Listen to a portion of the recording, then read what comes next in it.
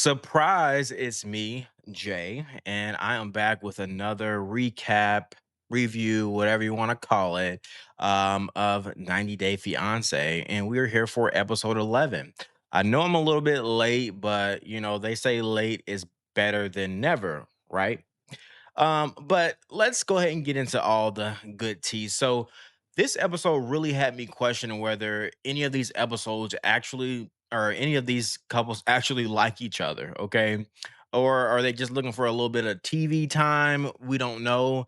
But we have Marissa, still worried about whether Edward is enough for her friends, is enough for her. I mean, she's dressing the man. So very strange. You have Shay absolutely drunk out of his mind at his party. And go ahead with your bad self. Shay, ain't nothing wrong with that. And but then he wakes up and goes to church the next morning. Something just ain't adding up. One plus one is not equaling two right there. Then we got Brandon and Rosh. So they actually seem to be mending fences. I mean, it kind of sounds like to me that Brandon is defending Rosh. So I was thoroughly surprised by that. So we'll definitely get into that. Then you have Mido finally admitting that he might just be ready to pack his bags up and go home. Hmm.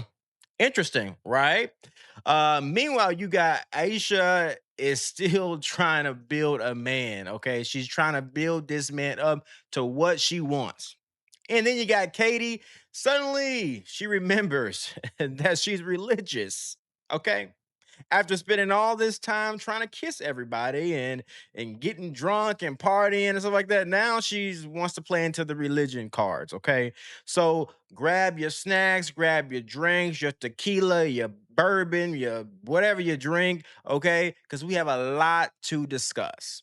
So let's get right into it now. So I feel like it's only fitting that we talk about Miss Marissa and Edward first. Okay. They entered the episode with Marissa picking out Edward's clothes for the cocktail party, kind of giving him a full rundown of what to wear and what not to wear, what to say, what not to say. And child, let this man breathe. Let him be himself. I understand that she is around a certain class of people or whatever have you, but this man needs to be able to be himself or he's going to be uncomfortable, okay? Like he needs to relax, okay? I already know that he was under a lot of pressure going to this cocktail party with her friends. He's around people that he doesn't know. Obviously, he doesn't have a job and it's not making any money. Marissa is supporting him, so I gotta only guess that he's feeling a little bit insecure. I mean, she's like, "Don't drink too much" and all this type of stuff. It's like, oh, let this man live a little, okay? Me, I'm trying to show up to a party, have a drink, have a good time, talk to some folks. I really ain't trying to be in a room with strangers interviewing me, okay? Like it's a job interview, and I hate those. So yeah. So while Edward is talking to Marissa's friends, you can kind of tell that he is super nervous. Like I said before, he looks uncomfortable. His facial expression is uncomfortable. His mannerisms are uncomfortable. He's just uncomfortable. He probably feels very out of place, but he's trying his hardest to fit in, which I really admire that. I mean, all you can do is try, right? And once again, like I said before, everybody starts interrogating this man. Like everybody is, what you do, what you want to do, blah, blah, blah, blah, blah, blah. It's like, can we talk about sports or shoes or fishing or something else? You know what I mean? How things going in America so far? Well, to be honest with you, I was very surprised on my country and this country, like totally different in everything, like basically. But everything so far is very good. At home, who's the cook? Are you the cook or is Marissa the cook? What would you do here, Edwin, for a living? For living, like, we right now, like, it's just that I have a couple of projects that I just like to thinking about it, Like what? Like, I was trying to, like, think about things for baseball. I know too much about the sport and the business because, like, in my country, it's the only sport that people basically play. Okay. Oh, thank you. What kind of beer is this? Iced tea and vodka. Let's try it. Not here. It's pretty good. So, what are you guys doing for a living? I'm a financial advisor. In fact, I'm Marissa's financial advisor. Oh, you sir? You sir? I'm in the insurance industry. Oh, good. Nice, man. Financial insurance, like, well, the if I thinking about when I was in the art, this is probably the people that I go take care of in the hotel, you know. And now I'm hanging out with these people. It's crazy. It's not the Edward interrogation party, okay? So weird. So then we have Marissa. She starts talking to her friends and they have a little sit down about how she's doing with Edward, how she feels and all that type of stuff. And she throws out this word or this phrase that she's not intellectually stimulated by him. Okay. Very interesting. So she's basically calling this man a box of rocks, ultimately, in that he's just not up to her level as far as smarts goes. Um, yeah, that's a little disrespectful. But anyway, they, kind of keep talking, and her friends are like, "Oh, you don't. This don't sound like you." And child, her friends need to be so real with her because I expect all my friends be real with me. Don't sit there and struggle. You know what you was getting yourself into. What did you think you were doing? You're getting yourself into. You knew exactly what you were getting when you took this man from the DR and brought him over to the USA. Okay, he's not a CEO like you. He's an average Joe. Okay, he worked at a hotel that you stayed at, which is nothing wrong with that. But you got to know you knew what you were getting. So don't sit here and act like you so surprised all of a sudden, okay? So very strange. And to me, her friends are kind of like giving her "I want to coddle you" energy. And like I said, instead of just telling her what it is, okay? And I want to mention there's absolutely nothing wrong with being successful and going for somebody that is not as successful as you. But you also cannot complain about it. Mind you, they have an age gap. I mean, he hasn't even, really started probably his career. I mean, I don't know if he's going to career, but whatever he wants to do is like he probably hasn't gotten a good foot in the door just yet. So get this man a little time, okay? And then on top of it, he's coming to a brand new country. Duh. So weird energy. And on the other hand, I understand that sometimes that you meet people and you realize after you meet him, after you talk to him, like maybe this is not what I expected. But y'all, let's be honest, she knew what she was getting. Come on now. Anyway, but I also feel like Marissa kind of wants to maintain a certain image. Okay. She's all about what people think about her and all that type of stuff. And Edward is like, I really don't give a fuck. Like, think what you want to think. I don't care what these folks think. And, they are just from two different, walks of life. Just like her husband was telling Edward, her friends, her parents, they bougie, okay? They're uppity and they bougie, okay? And they care about what everybody else think about what they doing and what they got going on, and less about what them themselves actually think about themselves. That makes sense. Yeah. Anyway, so and her friends like do not like have to live her life, so I wish that they were keep really their opinions to themselves. If it's not beneficial, okay, if it's not beneficial, if you just coddling and I'm so sorry and this is this, like, come on now, like, let's give me some advice, give me something that's gonna help me to make a determination or decision or whatever, okay? And to me, it's just weird energy, like, um, her family really doesn't, to me, I don't think they want them to be together. I think her family thinks that she's better than him and she's too good for him. So whatever.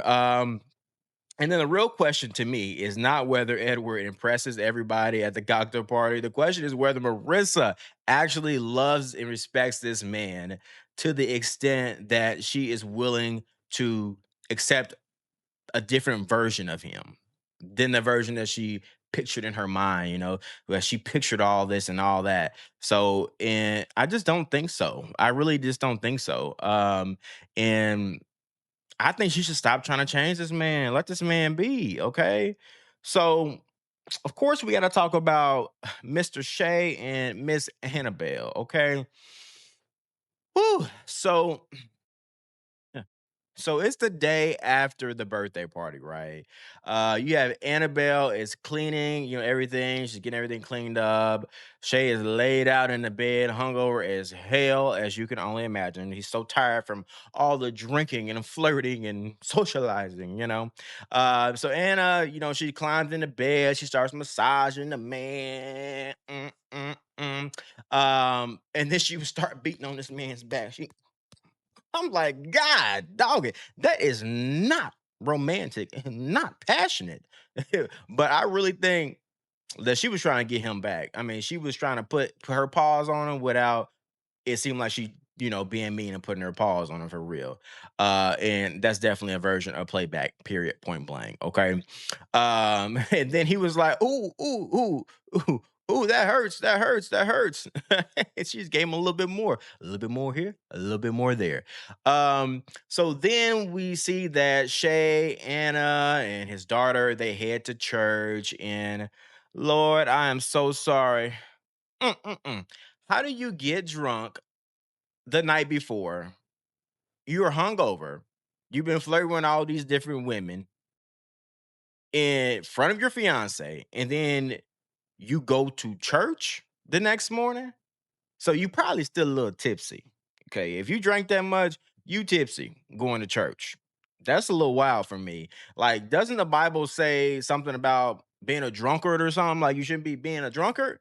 So I don't know. I don't know. I don't know. Some of these Bible folks, I don't know. I don't know. I feel like this is a little tangent. I feel like a lot of religious people sometimes they pick and choose what they want to do out of the Bible. They just like, oh, I'll follow that. I'll follow that. I'm gonna struggle with this, so we gonna just ask for forgiveness when I do it. I mean, you know what I mean? Um, yeah. But y'all tell me if y'all agree with that or not. I mean, I'm not super religious, so I kind of talk crazy sometimes. Um, so they get to the church and apparently it's his daughter's church, so Shay doesn't regularly go there. And child, that church, I mean, I'm telling you, sometimes I think a lot of these churches are like entertainment. I really do. Like, I'm with Anna on this. Like, it looks like a disco. She said it looked like a disco. It did. Purple lights. You got it's too much going on. Ain't we going here to read the Bible? Or are we going here to be entertained? So um they his daughter was not happy about that. She was not happy the whole time during the sermon. Anna is like about to fall asleep. Child, when I did go to church a long time ago when I was a kid, I used to put my go to sleep. So I understand. It's long service, and the pastors always talking about, well, I'm gonna go ahead and wrap up. I'm gonna wrap up. This is my last thing. Then we're gonna get on out of here. And then 1 hour later, still talking. Like, what in the world? Like, enough is enough. Anna was like, okay, we're done. Let's get out of here. The prayer is said, let's roll. Okay. And after the service, they're meeting by the car, chatting it up. And Allison, she is, well, I don't really like the way you acted during the sermon. You act like you didn't act like you liked it or whatever she said. And then Anna was like, "Well, I think you're acting like a spoiled brat." Period. Point blank. She hit it right on the freaking nose. Okay, that's exactly what she acting like, a spoiled brat, and she don't like the fact that her daddy is with somebody else that's taking attention from her. So get out of here with that.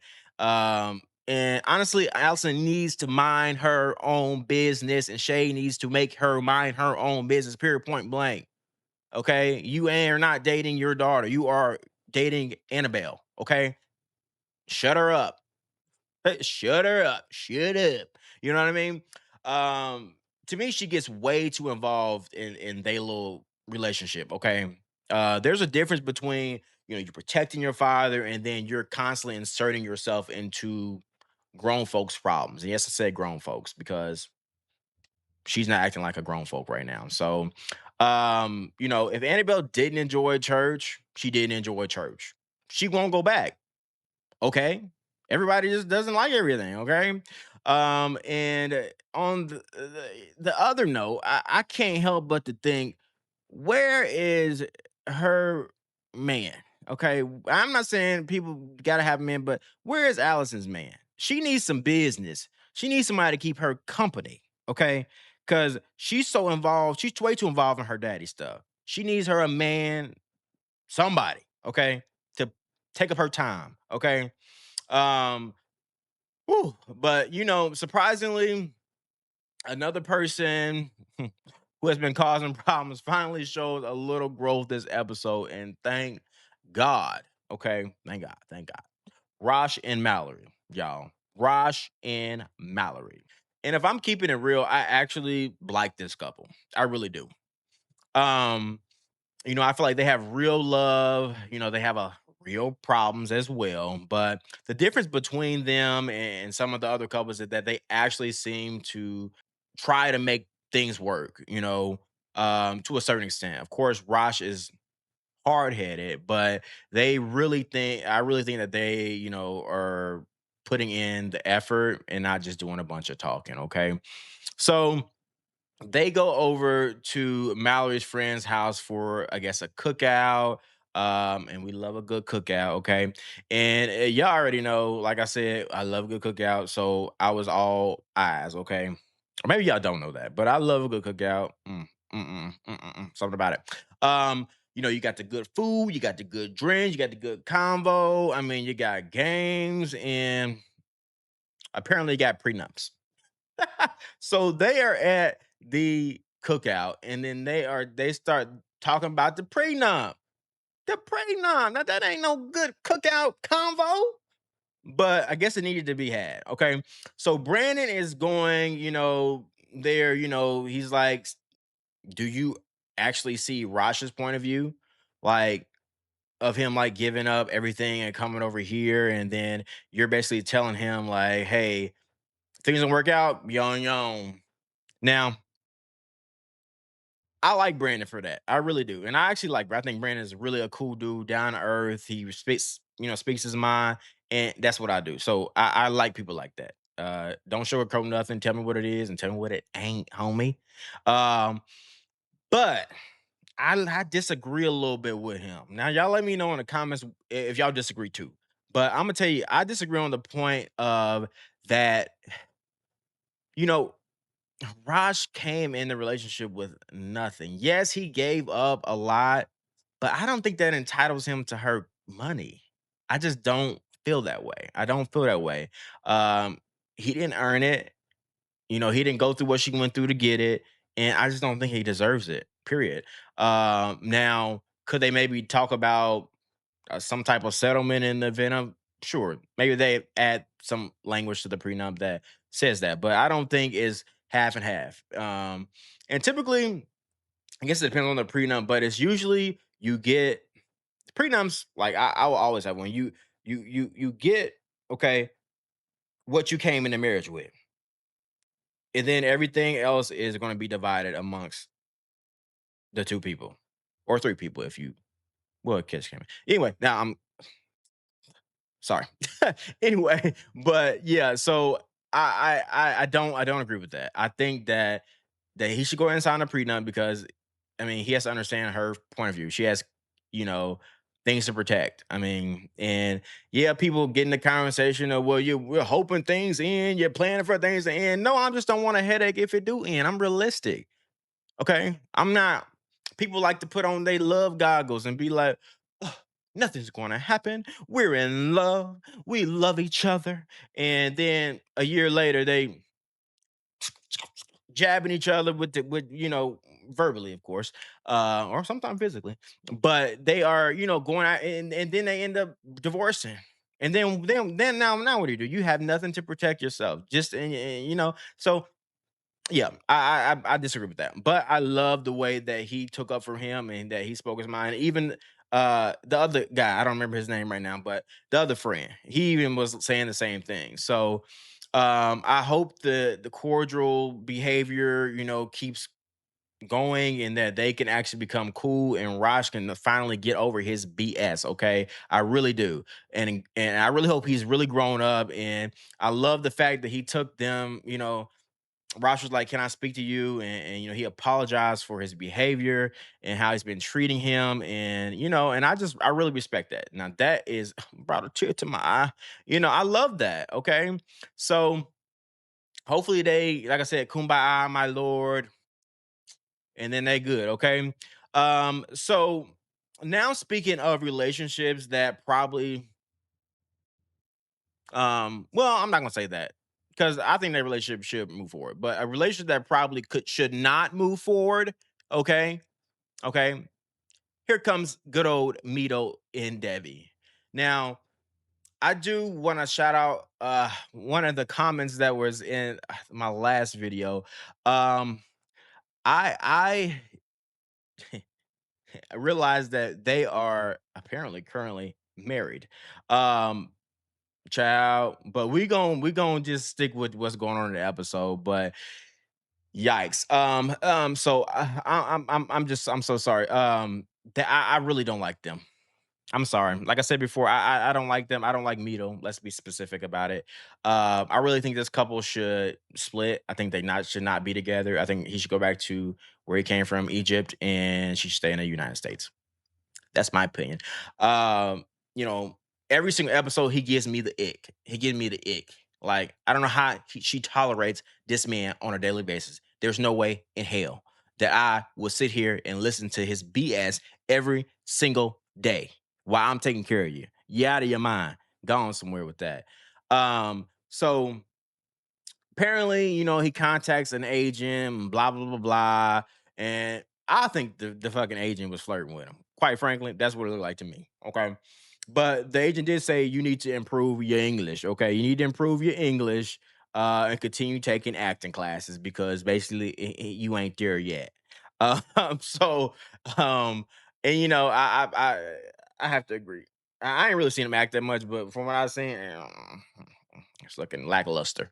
But he was like, "Yeah, I want to be like Will Smith and Denzel Washington." Are we are we in the same universe? What are you talking about? These men have been acting for decades. And you've been acting for I don't even know, but it ain't been decades. And you wanna aspire to be like them. Sure, you can aspire to be like them. Sure, sure, sure, sure. But you can't just jump straight to stardom. It don't work like that unless you're extremely lucky and the right circumstances happen. You don't just jump to stardom. Okay. They train, they work they audition, they built their career. You have done not that. Okay. I don't know what you had in Egypt, but you ain't did it here. So that they stress me. I'm sorry, y'all. It just don't work like that. Um, so Mito, he seems like he really wants success without respecting the process. I'm telling you, it's a process. Cause I've been an entrepreneur for quite some time now. And I feel like that everybody has this view that hey, I own my own business. I have an L. People love using LLC. LLC don't mean nothing if you ain't got nothing. If you don't, you're not doing anything. I mean, but anyway, we're not go through there. But yeah, people don't respect the process. Okay, as an entrepreneur, I've failed so many times. So you just have to keep going. You have to pick it up, keep going, and moving to the next thing, and you have to be creative. You have to find issues, find problems to fix them. But that's neither here nor there. That's a whole nother. Y'all let me know if y'all want to talk. Let me, if y'all want me to talk about my entrepreneurial experience and stuff like that. But he just don't respect the process. Okay, I tell people all the time, like you need to slow down, go through the ups and downs, the challenges. If you got a mentor, reach out to that mentor. You know what I mean? But you should not expect to be a millionaire overnight. It just don't work like that. It's unrealistic. Maybe for some people, but they people sell stuff on TikTok and make $20,000 a month by doing the like. Come on now, it just no sir, no sir. Okay. Anyway, I'm talking about that. But getting, for me, I think he should get a part-time job. Okay. You can do work and you can act. Okay. But Debbie is sitting here taking care of you and you just want it to keep it that way. Like that's no fair to me. That's not fair at all. Um, and then on top of that, you barely even show her any type of affection. Barely show her any type of affection. You're disrespectful, dismissive, lazy, emotionally unavailable, unavailable, and you're more interested in being a Hollywood star than your own relationship, which is ridiculous to me. So they arrive to a chapel. Now they get there by Debbie taking him there by a surprise. Okay, so they were checking it out and whatnot, and Mido was like, "Yeah, I might return home." Okay, and then Debbie storms out. She breaks down, and I'm like, "Child, child." Like, I feel bad for her, but thank God. In that moment, I was like, "Please go back on the." Hell, I would have got him a first class flight. Goodbye. Like, dismiss yourself. Matter of fact, Debbie, if you need me, it's not too late. It's not too late. I will get him a first class flight back to Egypt because I don't no, no, no, no, no. But anyway, so I don't know about this couple. Y'all let me know what y'all think about Debbie and Mido in the comments because I just don't know. Am I missing something? Am I not seeing things clearly? Am I just get the ick. I don't know. I don't know. So maybe that's clouding my what I should be seeing, but I doubt it. But anyway, um, then she's like we've been together for 6 years and all this type of stuff, and it was just a waste of time, and she doesn't want to waste her time and all this type of stuff, and I just I can't. You know, I've learned a lot. I've learned a lot in my relatively short life, but sometimes the hardest thing is accepting that it's over. Like the relationship is over. It's not worth the time that you're putting into it. The other person is clearly not reciprocating. Okay. And then sometimes it's just y'all just don't work out. Y'all just don't mesh. And that's okay. It sucks, and you invested a lot of time, a lot of effort into a relationship, and you want it to work so bad. But it just don't work all the time. Like you have to learn to acknowledge that and be like, yeah, well, we're, it's not working for us. And I think that that's what they should do, honestly. Okay. Um, now, now we get into a very interesting couple to me. Okay. Okay. So I don't know if they're gonna have a wedding disaster, what's going on with them for sure, but Maxwell and Aisha. Okay. Now, we come in with Aisha giving Maxwell's mother a gift. Very cute. She likes it. We love that. But she basically says that she did not like the fact that Aisha was trying to change everything about Maxwell. She's like, "Am I even gonna recognize my son? Like, you trying to change his hairline, his skin, and everything else." And I think that I think she meant well, but she came off kind of harsh. And I think that's a lot problem with a lot of people that kind of say what's up here and don't really like have it like a filter a little bit of it. You got to have a little bit of it. You can say what you want to. You can say what you need to say and want to say, but you need to have something. It comes off as being like abrasive and rude and stuff like that. So I think that she honestly just wants to make him better. I don't know about some of the other treatment she's talking about because, child, I mean, face, acne, hairline, that, I mean, ain't nothing wrong with getting that work done. Okay. Now, um, so like I said, I agree with the mama a little bit on that. If somebody came into my family talking about they plan to change, a relative of mine, I'd be like, I don't know about that. Does she really like you, love you, want to be with you, or she want to build you? And then you become the person she wants to be with. So I get that. I get that. Okay. There's nothing wrong with wanting your partner to take better care of themselves and to improve their health overall. Just to make them feel more confident. He seemed like he was, my skin looks better, so I feel like that there's nothing wrong with that. Okay. But if you're making a whole renovation on a mother, okay, now that might be a little cause for concern. Now, his mother saying Maxwell's bumps will disappear after he has more children is crazy to me. Unfortunately, it just don't work like that. It just don't work like that. You gotta have a skincare routine, and I take pretty good care of my skin. I ain't always done it, but I've got a whole routine down. And sometimes you might have a breakout, but knowing how to deal with your skin and sometimes people are sensitive to certain things. Anyway, I'm getting off on a tangent again. But anyway, let me get back on topic. Yeah, that's not gonna help him, you know, fix his skin. Ain't no way in hell. It might make it worse because you're gonna be so stressed out with all them damn kids that you want him to have four or something like that. So speaking of four, let's get to that conversation. Okay. Uh, so his mother still wants him to have or her to have four or six children. Okay. Um, now does she realize this? She's her age. And I'm not saying because childbirth gets, from what I understand, I'm not no doctor, but what I understand, it gets more complicated and more dangerous as you get older to have children.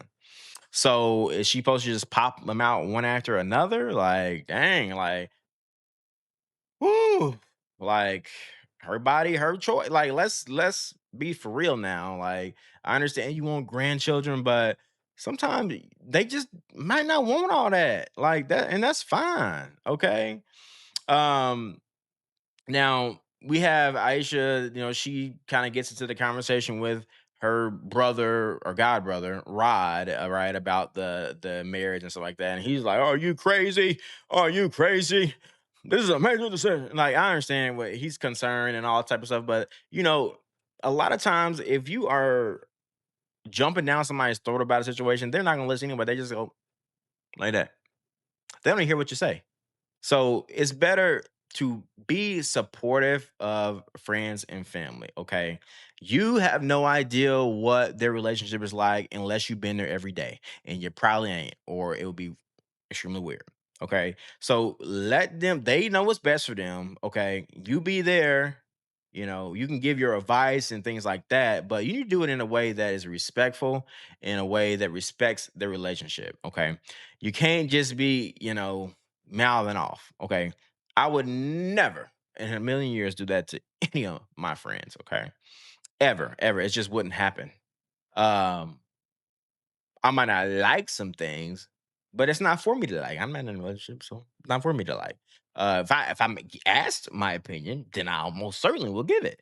But it'll be in a constructive way, okay? Not me just going off, okay? Period. Okay. You cannot control somebody's you cannot control them into making the decision that you want them to make. It's just not going to happen. It's going to damage your relationship with them in the end. Period. Point blank. Okay. And I'm speaking from a little bit of experience, but anyway, let's not go there. So then we got our lovely, lovely couple, Katie and Josh. Okay.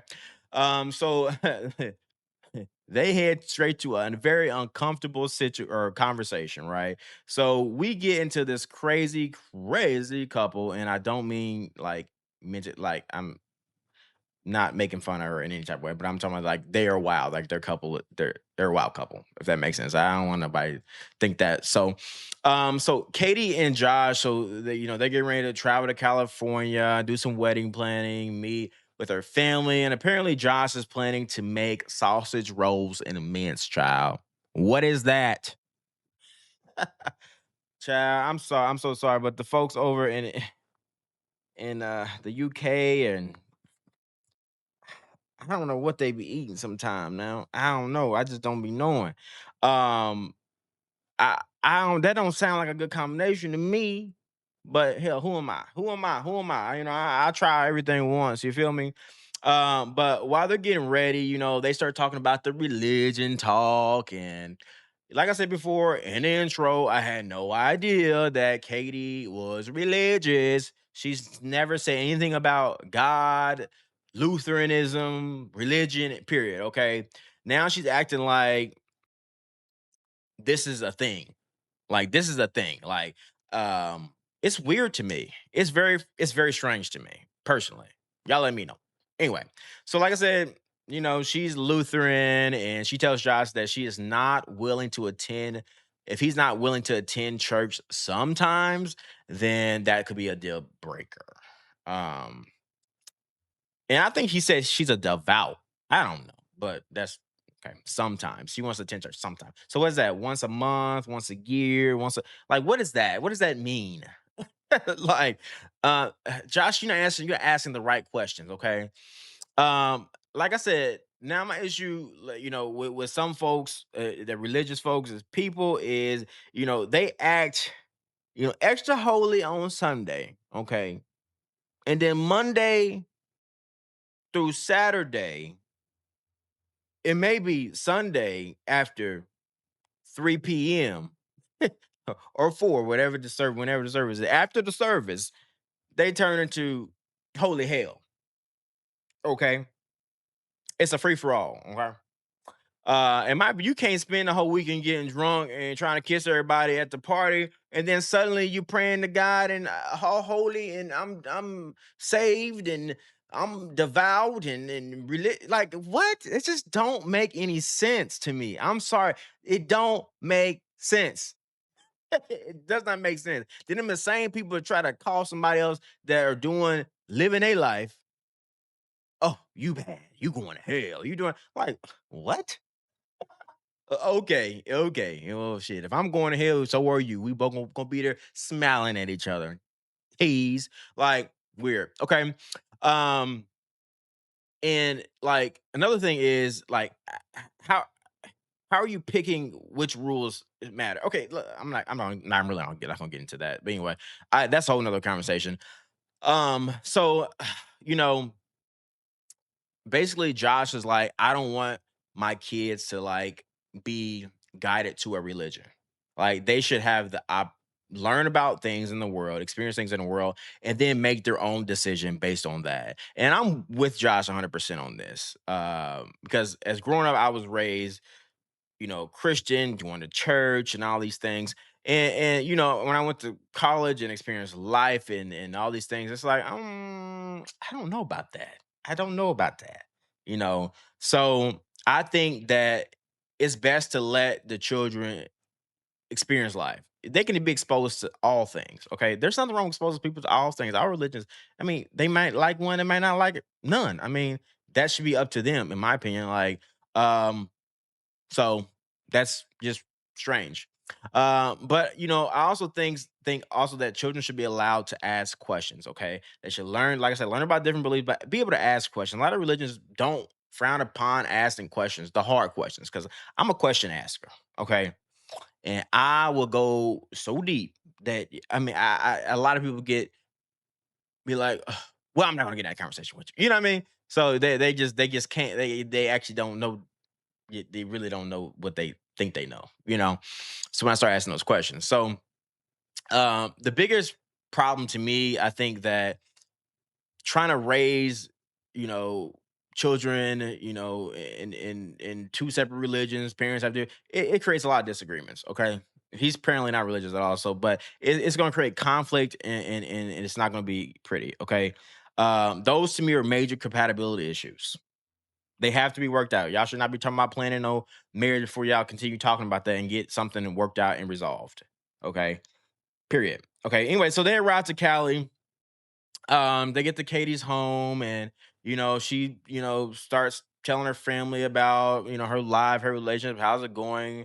And apparently her drinking has been a problem for a while because her mom is like, um yeah, that's been an issue. You drinking, kissing people, like that's been an issue. But apparently her mom is like, yeah, you need to keep this man because this man is good for you, so keep him, shut up and keep him. And I love that, but I mean, I don't think nobody should be. If you the only one in a relationship, and I understand what her mom is saying. Like, she needs somebody that's stable and that holds her. Well, he don't really hold her accountable, but like holds her down. And I guess that's what she feels like he's doing. I don't know how much they've actually talked or met before this, but apparently maybe they have. I don't know.